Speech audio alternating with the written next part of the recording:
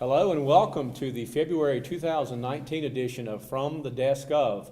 I'm Tim Moody. I'm the Public Information Officer of the Randolph County School System, and I'm here with our Superintendent, Dr. Stephen Gainey. Each month we travel out to one of our schools and share with you the great things that are going on throughout our school district.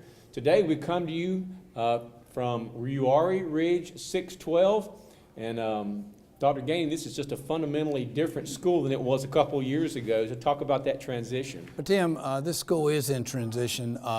During the 16-17 school year, it was a grade 6 through 8 middle school, and it had been ever since its opening in 2002. However, starting with last year, we started transitioning the school to a 6-12 school. So last year we added grade 9.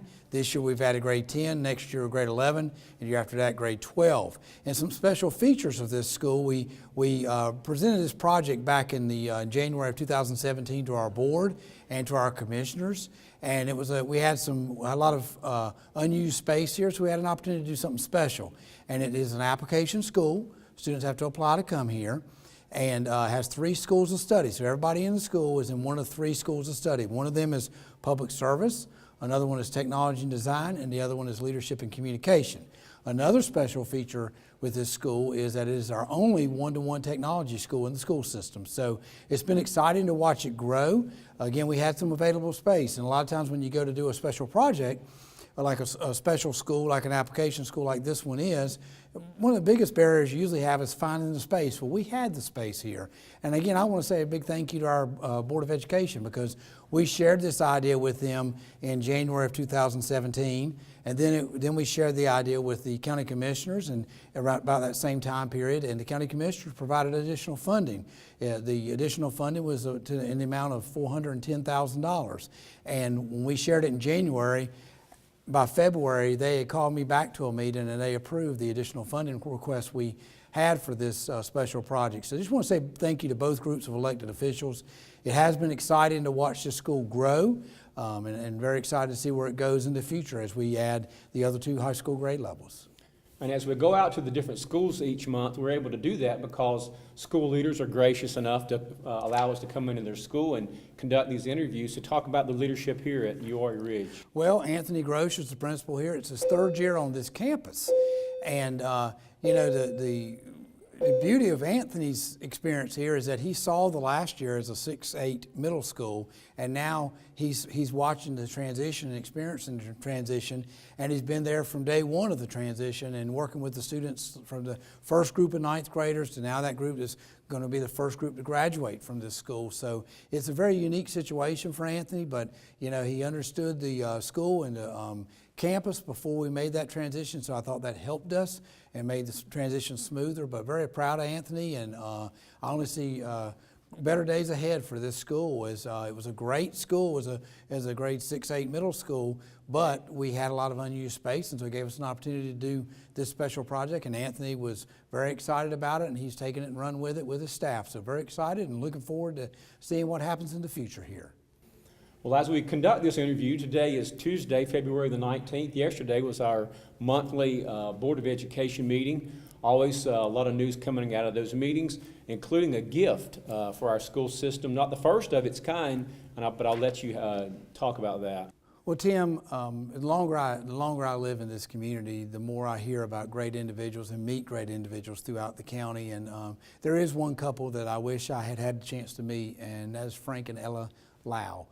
They were the owners of Dixie Equipment Company, and I did not ever have the chance to meet them. And but there's been some exciting developments. Everybody I talked to just say they were just wonderful people. They were wonderful people and helped so many people. Their company was in Liberty.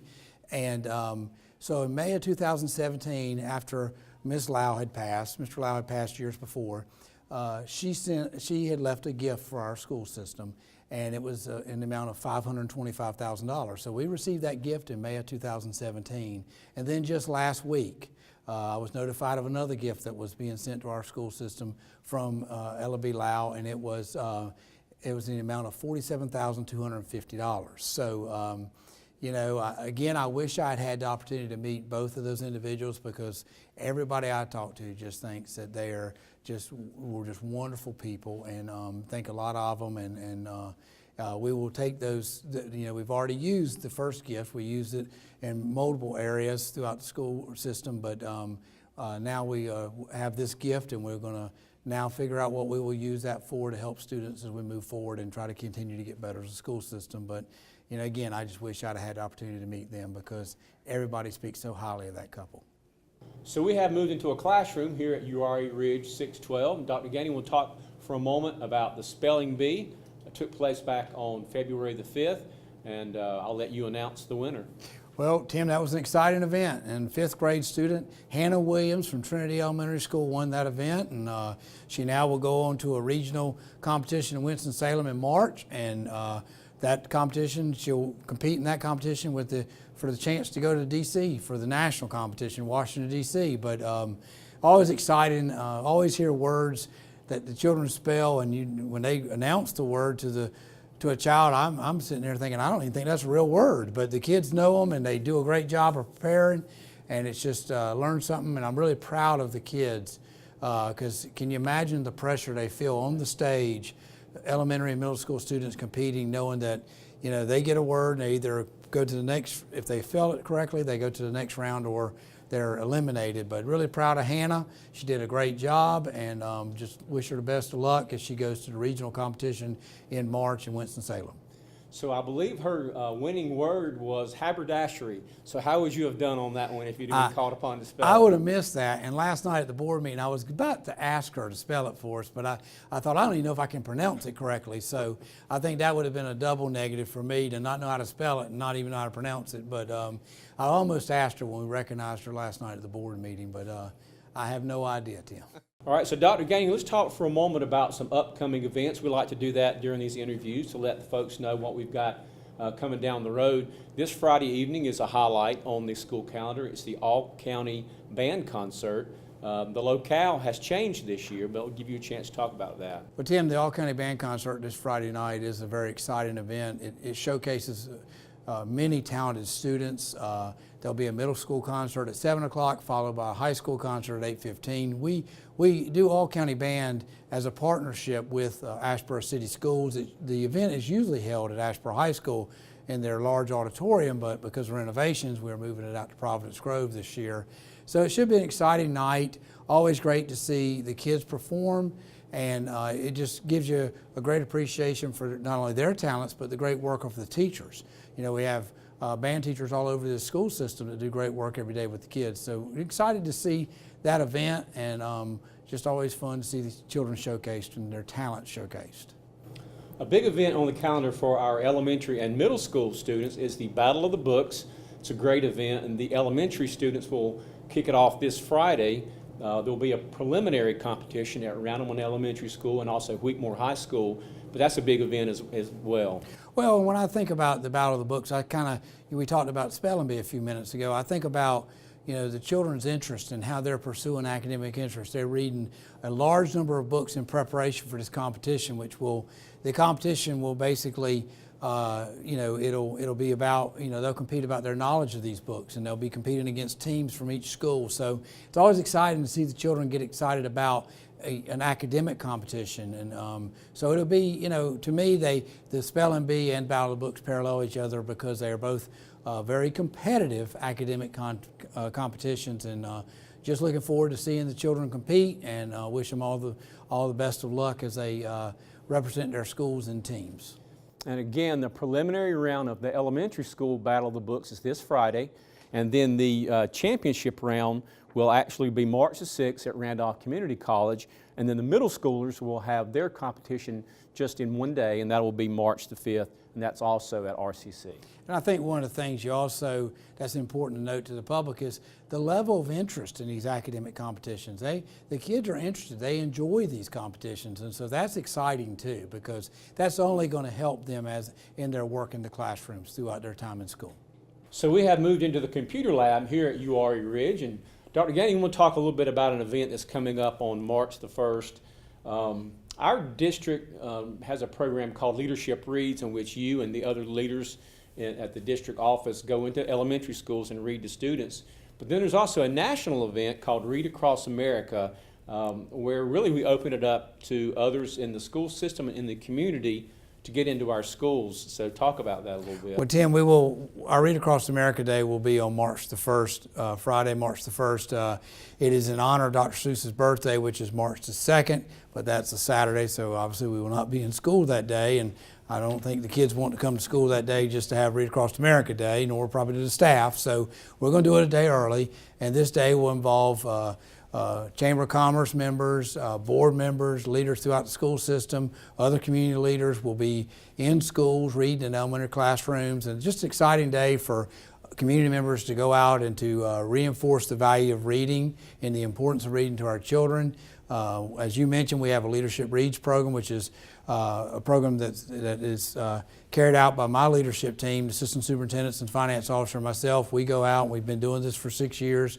We read elementary classrooms throughout the school system, and it just, again, that the purpose of that is to reinforce the value of reading for the children, and also get a chance to interact with the children in classrooms. And it's always exciting to be in those elementary school classrooms and see the great things these teachers are doing. So it'll be a great day for our school system. It always is, and we'll have a great high level of participation from chamber members and community leaders and board members.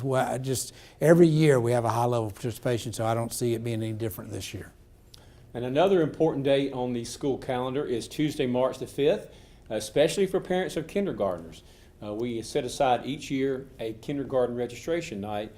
So talk about why it's so important for parents to be aware of that. Well, we need to be able to identify as many incoming kindergartners as we can as early as we can, because that the number of students determines resources and also enables us to plan better as far as establishing classes at each one of the elementary schools. So this event is a floating event. It is from 5 to 7, but you don't have to be there at 5. You can come at 6. You can come at 6:30. There's not a formal opening session. It's a chance for people to come visit the schools. You get to see the campus and see where the classrooms are and all, and interact with staff members, and just start that building of relationships between families and rising kindergarten students and the staff. So we always enjoy this event, and if people can't come that day, from there to till school starts next year, they can come by the school their child is scheduled to attend or assigned to attend. They can go and register then. But we need the numbers. We need to get as many kids out registered as we can on March the 5th, so we can do our best job of planning for next year with regard to kindergarten classes. So parents of kindergartners, that will be Tuesday, March the 5th. That'll be at the school in your child's attendance zone. And it might be helpful also if you'll check the homepage of our district website. You'll see a list. There's a link there that shows you a list of all the items that you would need to bring that evening. So also, the month of March means Youth Art Month. And of course, that also means that there will be a display of our student artwork at the Randolph Arts Guild in downtown Asheboro. The reception for that is on March the 6th. But just talk a little bit about our talented students with that. Well, Tim, in this broadcast, we've talked about things such as Spelling Bee, Battle of the Books, All County Band, and here we are talking about art. And this is they're all parallel in that we get to showcase the great talents of our children. There will be an elementary reception. It kicks off, this whole event kicks off Youth Art Month. The elementary reception where the elementary school's artwork will be, the elementary school students' artwork will be showcased from 4 to 5:30, and then the middle and high school students' artwork will be showcased from 5:30 to 7. It's a great event, and anytime we get to showcase the great work done by our kids in classrooms, and also, again, don't forget the art teachers who really work hard with these children to lead to the development of these great pieces of artwork. We need to say thank you to them, and it'll be a great night of pride for them as well, those teachers. But I want to say thank you to the Randolph Arts Guild for hosting this event, and just look forward to that, and look forward to seeing the great work of the students from throughout the school year in these different schools. So Dr. Gainey, let's talk for sports for just a moment. State championships are hard to come by, as you know, but we've got one. We have a state champion wrestler from Wheatmore High School. He accomplished this feat just this past weekend at Greensboro Coliseum in the state wrestling championship. So I just want to give you a chance to congratulate him. Well, I do want to congratulate Ethan Oakley. He's a junior at Wheatmore High School, and winning a state championship is special. Whether it's as a team state championship or individual state championship, as Ethan has done, and now Ethan has done it twice. This is his second state championship during his high school career, and he's just a junior. So just want to say congratulations to him and to the Wheatmore High School wrestling program, and just Coach Arborough, great job, and I know he's proud of Ethan as well. So just want to congratulate him, and looking forward to what happens his senior year, because he is a wonderful individual and a great competitor. And after all of these years, he's been around high school athletics for many years as a athlete, high school athlete, and then as a coach and principal and all. That state championship is still special. It's special whether it's a team state championship or an individual state championship. So congratulations, Ethan. So Dr. Gainey, as we close out this interview, our interview for February, I just want to give you a chance to just open it up and let you talk about some good things that are going on, or just whatever's on your mind. Well, Tim, we struggled during the fall with the weather, between 2 hurricanes and then a snowstorm right there in December. We really struggled, but I just want to say thank you to the 3 groups that make this school system go, and it's the students, the staff, and the parents. I mean, we've had a good run here, starting back after the holiday break in December. We had a great month of January. We're well into February, and very excited about what's happening in classrooms instructionally. I want to say a big thank you to our teachers and our school staff members, our principals, and everybody, counselors, everybody for working hard to help us make up ground that we lost back in the first semester. And thank you to the children for their patience with us, and the parents, because when you have to make up 9 days of school as far as instruction time goes, it's tough, and we know that. We know it's just tough on the kids, it's tough on the parents, and because they have things outside of school too that their children are involved in and their families are involved in. And so I just want to say a big thank you, and just make sure everybody knows the great work has not gone without notice. And I appreciate what everybody's doing to get us going in routine after the holiday break, and looking forward to getting through the winter and heading into spring and finishing this year on a strong note. Again, we had a struggle in the fall, there's no question. 2 hurricanes and a snowstorm. That was an unusual fall for us, but we have the talent among our students and our staff and our great parents to make a good run at this and finish the year on a strong note and have another successful school year, and I have no doubt that we will. So thank you, Dr. Gainey, and thank you again to Principal Anthony Grosh and his fine staff here at Uwharrie Ridge 612 for letting us be here today to conduct this interview, and we will see you all again in March.